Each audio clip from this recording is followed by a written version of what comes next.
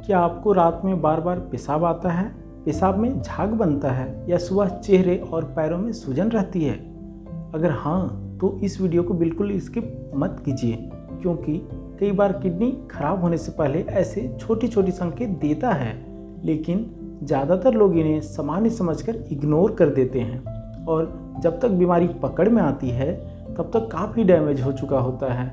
नमस्कार दोस्तों, मैं हूं डॉक्टर मनीष, आपका अपना औषधि रोग विशेषज्ञ, बोले तो आपका अपना एमडी मेडिसिन। अगर आप हेल्थ रिलेटेड सही और प्रैक्टिकल जानकारी चाहते हैं तो चैनल को सब्सक्राइब जरूर कीजिए।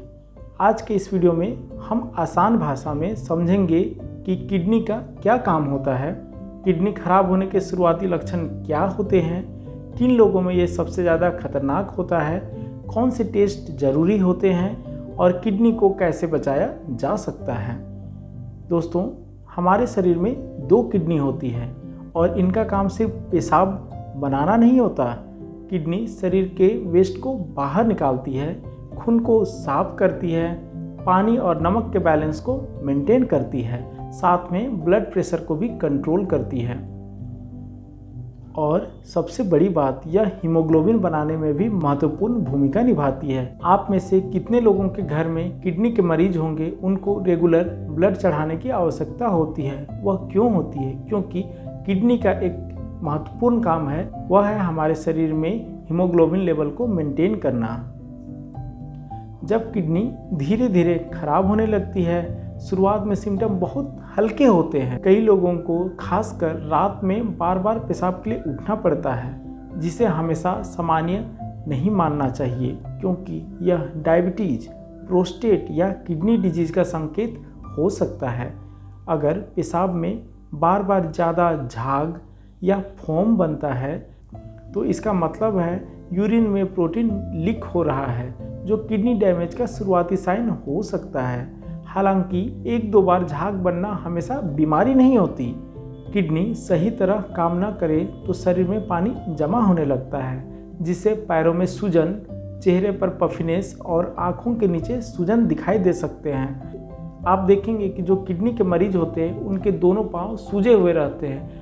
खासकर गांव देहात में लोग इसे फाइलेरिया समझकर झाड़ फूंक या फिर लोकल मेडिसिन लेते रहते हैं, जो कि उनके कंडीशन को और ज़्यादा खराब करती है। जब वो सुबह सो के उठेंगे तो उनके दोनों आँखों के नीचे फूला हुआ रहेगा, उसे पफिनेस बोलते हैं या फिर पेरीऑर्बिटल इडिमा बोला जाता है। और तीसरा जो होता है, चेहरे पर भी सूजन होने लगता है। यह उन पेशेंट में दिखता है जो खासकर यंग होते हैं, बच्चे होते हैं। यह एक नेफ्रोटिक सिंड्रोम, जो कि किडनी के बीमारी का एक महत्वपूर्ण पार्ट है, नेफ्रोटिक सिंड्रोम के बच्चों में बहुत ज़्यादा प्रोमिनेंट दिखाई देता है, जिसे कि हम लोग मेडिकल टर्म में मून फेसेस बोलते हैं। किडनी डिजीज में शरीर में टॉक्सिन बढ़ सकते हैं, जिसके कारण कमजोरी, थकान और एनर्जी कम महसूस हो सकती है। आपको हमेशा ऐसा लगेगा कि जैसे कि डॉक्टर मुझे कोई मल्टीविटामिन दे देता, कोई पानी चढ़ा देता तो मैं ठीक हो जाता। आपको बस यही फील होते रहेगा, क्योंकि शरीर में कोई एनर्जी ही नहीं बचती है।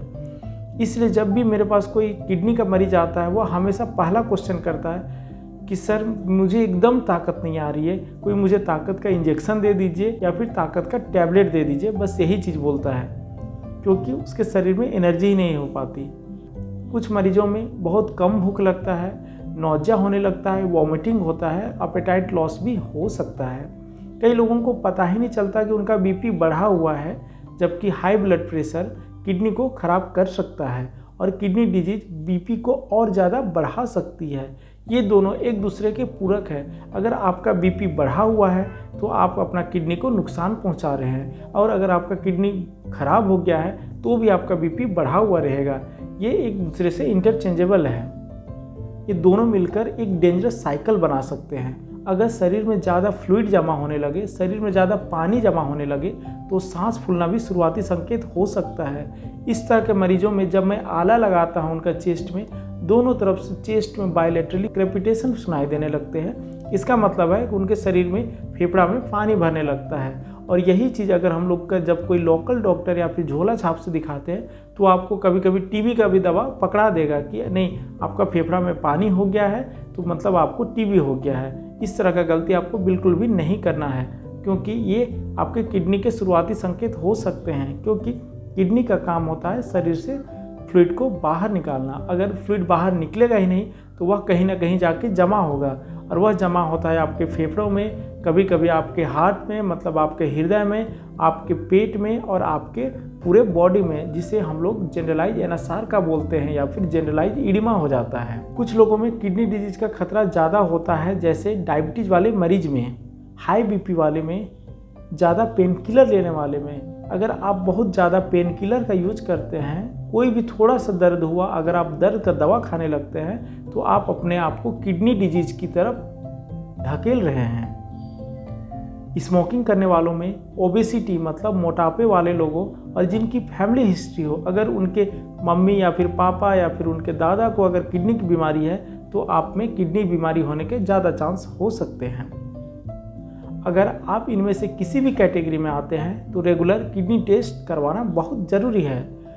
अगर ऊपर बताए गए सिम्टम हो तो आपके डॉक्टर आपको serum creatinine, blood urea, urine routine, urine albumin, ultrasound KUB और इलेक्ट्रोलाइट जैसे टेस्ट कराने की सलाह दे सकते हैं, जिसे हम लोग कॉमन भाषा में RFT या फिर रीनल प्रोफाइल बोलते हैं। इन टेस्ट से किडनी फंक्शन का अंदाज़ा लगाया जा सकता है। अब सबसे इम्पॉर्टेंट बात कि इससे कैसे बचें, मतलब इसका प्रिवेंशन क्या है।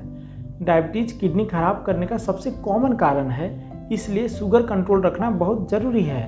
साथ ही BP कंट्रोल रखें, बार बार पेन किलर लेने से बचें, स्मोकिंग बंद करें, नमक कम करें और सही मात्रा में पानी पिएं।